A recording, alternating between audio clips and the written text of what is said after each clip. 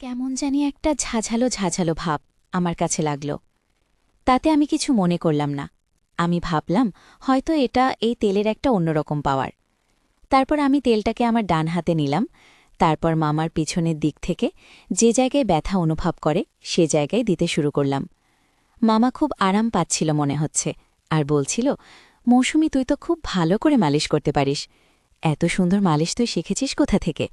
আমি বললাম, মামা, আমার বাবারও এরকম ধরনের ব্যথা করত। ছোটবেলায় আমি বাবাকে এভাবে মালিশ করে দিতাম, আর বাবাও খুব আরাম পেতে। বাবার কাছ থেকে মূলত এরকম সুন্দর করে মালিশ দেওয়া শিখেছি। মামা আমার কথা শুনে মুচকি হাসি দিল আর বলল, তাই? আচ্ছা ঠিক আছে মা, তাহলে আমাকে একটু ভালো করে মালিশ দাও। আমি তোমার মালিশ পেয়ে খুব আরাম পাচ্ছি, একেবারে চোখে ঘুম চলে আসছে। মামার মুখ থেকে এরকম ধরনের প্রশংসা শুনে আমি খুব আনন্দ পেয়েছিলাম, আর মামার এখানে মালিশ দেওয়ার জন্য খুব আগ্রহী হয়ে যাচ্ছিলাম, কারণ মামা আমার খুব প্রশংসা করছিল। বন্ধুরা, তোমাদেরকে একটি কথা বলে রাখি, মেয়েদেরকে কোনো কাজে যদি প্রশংসা করা হয় তাহলে সেই কাজে কিন্তু মেয়েদের আগ্রহ অনেকটা বেড়ে যায়। আমার অবস্থাও ঠিক সেরকমই হয়েছিল। মামার মুখ থেকে প্রশংসা আরও বেশি পাওয়ার জন্য মামাকে খুব ভালোভাবে মালিশ দিতে শুরু করলাম। এভাবে আমাকে প্রায় ১০-১৫ মিনিট মালিশ দেওয়ার পর আমার কেমন জানি লাগছিল, মাথাটা কেমন জানি আমার হঠাৎ করে ঘুরে যাচ্ছিল। বুঝতে পারলাম না কি হচ্ছে। মাথাটা ২-৩টা চক্কর মেরে উঠতেই আমি মামার এখানে শুয়ে পড়লাম। তারপর আর কি হলো বন্ধুরা, আমার কোনো হুঁশ ছিল না। কিন্তু এটা যে মামার একটা বড় রকমের চক্রান্ত ছিল তা আমি বুঝতে পারি নাই। এই তেলের মধ্যে হয় এমন কিছু মিশিয়েছিল যে কারণে ১০-১৫ মিনিট পর আমি এভাবেই পড়ে গেলাম। আর সকালে ঘুম থেকে উঠে দেখি আমার সবকিছু এলোমেলো অবস্থায় পড়ে রয়েছে। মনে হচ্ছে কেউ আমার সাথে ভয়ঙ্কর কোনো কিছু করেছে, আর আমার নিম্নাংশের অবস্থা একেবারে খারাপ হয়ে গেছে। আমি বুঝতে পারছি না তখন কি করব। হঠাৎ করে এরকম অবস্থা কি করে হলো? যাই হোক, মামা আমাকে খুব আদর করত, আমাকে খুব ভালোবাসে ছোটবেলা থেকেই। কিন্তু মামাকে তো আমি কখনো সন্দেহ করতে পারি না, সে তো আমার বাবার সমতুল্য। আমার বাবার চাইতেও আমার মামা আমাকে অনেক বেশি আদর করতে। আর সবচেয়ে বড় কথা হলো, আমি যখন মামাকে তেল দিতে গিয়েছিলাম, অর্থাৎ মালিশ করতে গিয়েছিলাম, তখন আমার মনে হচ্ছিল আমি মামাকে মালিশ দিচ্ছি। কিন্তু সকালে ঘুম থেকে উঠে দেখি আমি আমার রুমে শুয়ে আছে, কিন্তু মামা মামার রুমে শুয়ে আছে। সকালে ঘুম থেকে উঠে আমি সঠিকটা আন্দাজ করতে পারছিলাম না, মনে করতে পারছিলাম না রাতে ঘুমানোর পূর্বে আমার সাথে কি হয়েছিল। আমি সেটা ভুলে গিয়েছিলাম। আর তাছাড়াও আমার বয়স ছিল খুবই কম, মাত্র ১৩ বছরের মাথায় আমার এত কিছু বোঝার ক্ষমতাও ছিল না। বাড়িতে আমি প্রায় ১৫ দিন থেকেছিলাম। ১৫ দিনের মধ্যে আমার সাথে ১৫ দিনই এরকম ধরনের অনাকাঙ্ক্ষিত ঘটনা ঘটেছে, যা আমি কখনো কল্পনাও করতে পারি নাই। প্রথম দিন তো আমি ভেবেছিলাম হয়তো আমি সেটা কোনো দুঃস্বপ্ন দেখেছি, বা রাতের বেলায় আমার স্বপ্নে কিছু হয়েছে, যে কারণেই আমার এই অবস্থা হয়েছে। কিন্তু দ্বিতীয় দিনেও আমি দেখলাম আমার একই অবস্থা। আর আমি আস্তে আস্তে তার শরীর আরও অসুস্থ হয়ে পড়ল। কিন্তু প্রতিদিনই মামা আমাকে দিয়ে এভাবে প্রথমে মালিশ করানোর নামে এই তেল তাকে শুকাতে। তারপর কিছুক্ষণ পরে আমি হুঁশ হারিয়ে ফেলতাম, আর কিছুই বুঝতে পারতাম না। তারপর আমার সাথে অদ্ভুত ধরনের কিছু হতো। আমি সকালে কিছু বলতে পারতাম না, মনে করতে পারতাম না। শুধু এইটুকুই বুঝতে পারতাম যে রাতে কেউ আমার সাথে খুব বাজে আচরণ করেছে। তা আমার এলোমেলো অবস্থা দেখে খুব ভালোভাবে বোঝা যাচ্ছে। মামার বাড়িতে বেড়াতে যাওয়ার প্রায় ১০-১২ দিন হয়ে গেল। প্রতিদিন আমি এভাবে মামাকে তেল মালিশ করতে যাই। তারপর আমার হুঁশ চলে যায়। তারপর আমার সাথে কি হয় আমি কিছুই বুঝতে পারি না। বিষয়টা নিয়ে আমি খুব চিন্তায় পড়ে গেলাম, কি করা যায়। আর তখন তো আমি খুব ছোট ছিলাম।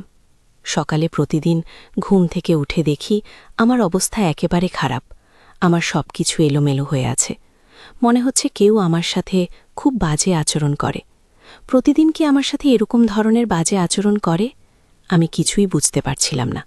কি করব ভেবে কোনো কিছু পারছিলাম না। হঠাৎ করে আমার মাথায় একটি বুদ্ধি আসলো, আজকে আমি দেখব কে আমার সাথে এরকম করে, কার এত বড় দুঃসাহস। আর তাছাড়া মামার বাড়িতে মামি, মামা আর আমি ছাড়া অন্য কেউ তো নাই। তাহলে আমার সাথে কি এরকম আচরণ করে? আমি তো কোনো কিছু ভেবে পাচ্ছিলাম না। আর মামা আমার সাথে এরকম আচরণ করবে তা তো আমি কোনোদিন কল্পনাও করতে পারিনি। চিন্তা করলাম, আজকে যেভাবেই হোক এর রহস্য আমাকে খুঁজে বের করতে হবে, জানতে হবে কে আমার সাথে প্রতিদিন এরকম ধরনের আচরণ করে। পরের দিন রাতের বেলায় মামা যখন আমাকে ডাকল তার এখানে তেল দিয়ে মালিশ দিয়ে দেওয়ার জন্য, তারপর মামা যখন বলল তেলটা আগে শুকে নিতাম, আমি একটা টেকনিক কাটিয়ে আমার নাকের ভেতরে তোলা ফিটিং করে দিলাম। এমনভাবে তোলা লাগিয়েছিলাম যাতে এই ওষুধের যে পাওয়ার, ওষুধের ক্ষমতা, সেটা আমার নাকের ভিতর দিয়ে কখনো আমার ভেতরে না যেতে পারে। আর যদি না যেতে পারে তাহলে আমি আর অজ্ঞান হব না। তাহলে আমি বুঝতে পারব প্রতিদিন কে আমার সাথে এরকম ধরনের নোংরামি আর বাজে আচরণে মেতে ওঠে। মনের মধ্যে কিছুটা ক্রোধ, কে আমার অগোচরে সে আমার এত বড় সর্বনাশ করছে। পরিকল্পনা অনুযায়ী আমি আমার কাজ করতে লাগলাম। কিন্তু সেদিন যখন মামার এখানে তেল দিয়ে মালিশ করতে যাই, তখন আর আমি অজ্ঞান হইনি, কারণ এই তেলের মধ্যে যে প্রয়োজনটা ছিল সেটা আমার এখানে ইফেক্ট করতে পারে নাই। তারপরেও আমি পূর্বের মতো ভান ধরে পড়ে রইলাম।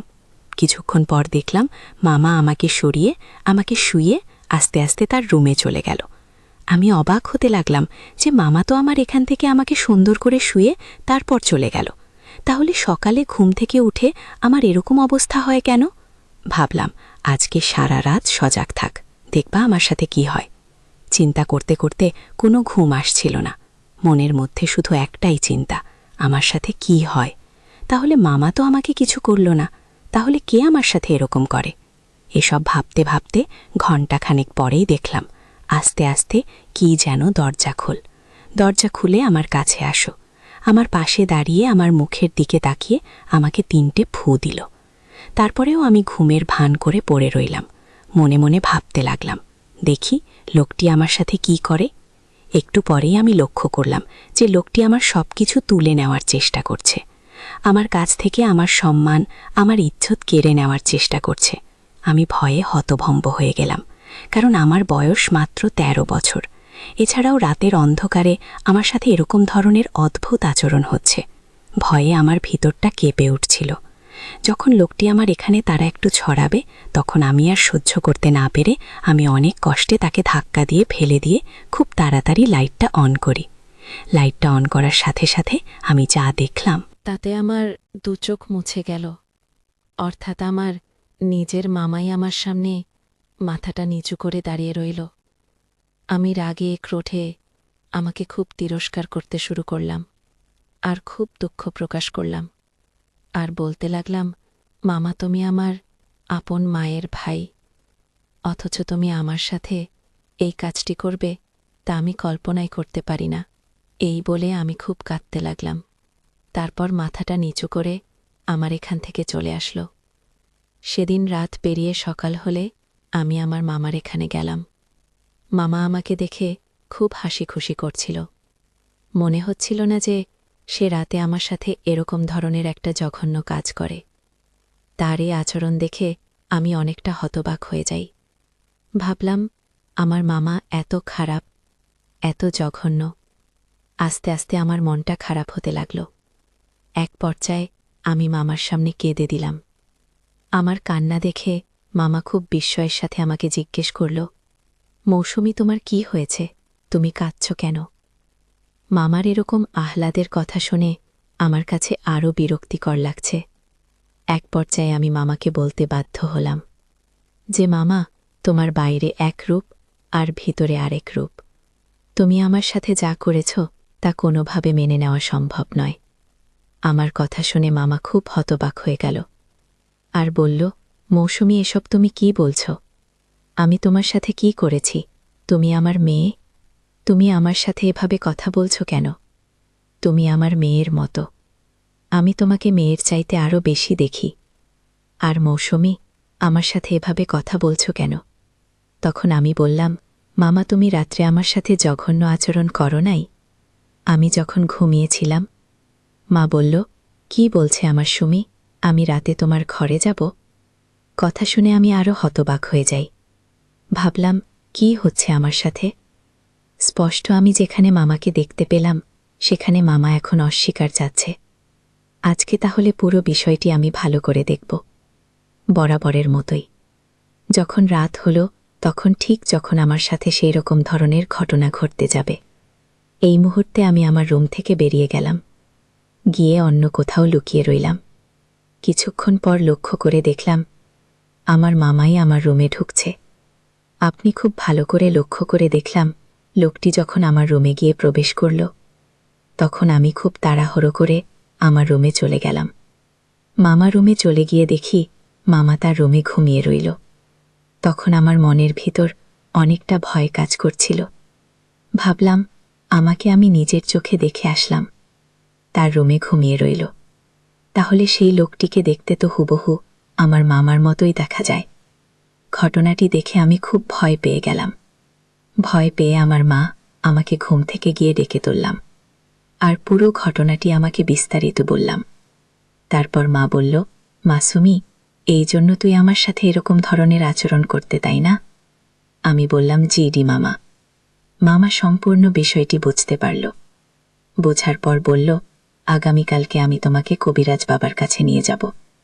হয়তো তোমার সাথে কোনো অপশক্তি রাত্রে বসবাস করে, তোমার সাথে আমার রূপ ধরে জঘন্যতম কাজ করে, আর এই অপশক্তি তোমার ক্ষতি করার চেষ্টা করছে। পরের দিন সকালে মামা এক কবিরাজ বাবার কাছে আমাকে নিয়ে গেল। কবিরাজ বাবা মাকে খুব ভালো করে পরীক্ষা করে দেখল। তারপর আমার মা আমাকে বলল যে তোমার ভাগ্নের সাথে এক দুষ্ট জিন বসবাস করে এবং প্রতিদিন রাতে তার সাথে খুব বাজে আচরণ করে। আর সবচেয়ে মজার ব্যাপার হলো, তোমার ভাগ্নের সাথে এই ঘটনাটি ঘটায় তোমার রূপ ধরে। তারপর বাবার কথা শুনে আমি হতবাক হয়ে গেলাম। তারপর আমি বললাম, কবিরাজ বাবা, এখন করণীয় কি? তারপর কবিরাজ বাবা বলল, তুমি কোনো চিন্তা করো না, আমি 1 সপ্তাহ চিকিৎসা করে তাকে ভালো করে ফেলতে পারব। তুমি তোমার ভাগ্নিকে 1 সপ্তাহ নাগাদ ফজরের নামাজের পরপরই অন্ধকার থাকা অবস্থায় আমার কাছে নিয়ে আসবে।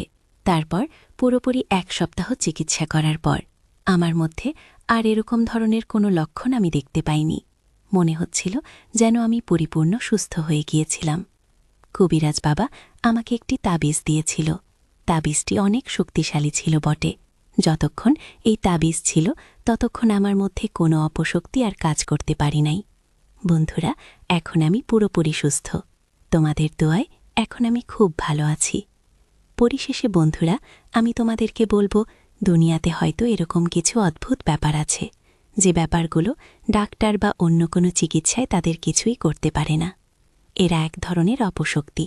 হয়তো এটাও বিধাতার কোনো এক সৃষ্টি, যা কোনো না কোনো কারণে মানুষের ক্ষতি করার চেষ্টা করে। অনেক সময় আমরা হয়তো এসব বিষয়কে তুচ্ছ-তাচ্ছিল্য মনে করে এড়িয়ে চলি, কিন্তু বাস্তবতা যে কখন কার জীবনে কোনটা সত্য হয়ে দাঁড়ায় তা কখনো বোঝা যায় না। আমাদের প্রত্যেকটি মানুষেরই উচিত প্রত্যেকটি ছোটখাট বিষয় সিরিয়াস ভেবে নেওয়া। তাহলে হয়তো আমাদের জীবনে এরকম ধরনের অপ্রত্যাশিত ঘটনা থেকে বেঁচে থাকা সম্ভব। বন্ধুরা, আজকে এই পর্যন্তই। আবারও আসুক তোমাদের মধ্যে নতুন কোনো ভিডিও নিয়ে। ভিডিওটি যদি তোমাদের ভালো লাগে তাহলে একটি লাইক দাও। প্রতিদিন আমি তোমাদেরকে একটা করে নতুন গল্প উপহার দিব।